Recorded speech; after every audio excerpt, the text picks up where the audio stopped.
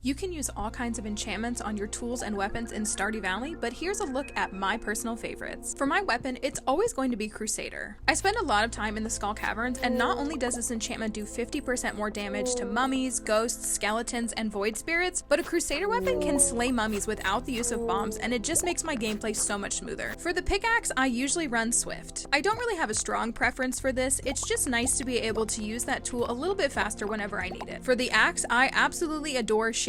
Apparently there's a side of the community that thinks this enchantment is worthless, but I could not disagree more. Aside from it producing more than 10% additional wood for every tree felled, you can collect tons of extra hardwood, extra produce from giant crops, red mushrooms from mushroom trees, and so much more. After Crusader, shaving is definitely my favorite enchantment. When it comes to both the hoe and pan, I'm usually going with Archaeologist because, well, hi. I do actually think this enchantment is awesome, buffing the chance to find artifacts, to double the odds with the hoe, and 3.5 times for the pan, plus it's 4 times increase to find artifact troves. Depending upon my farm, I do have a few different playstyles, but I normally opt for the bottomless watering can option. I do also like reaching for all these last 3, but I don't pick it often. When it comes to the fishing rod, I do love Master just for that +1 fishing buff for difficult fish and my Iridium Crobus, but the preserving enchantment where you have a 50% chance of bait and tackle not being consumed is really growing on me. Of course, there's no right or wrong answer to which enchantment to use, but which one is your favorite?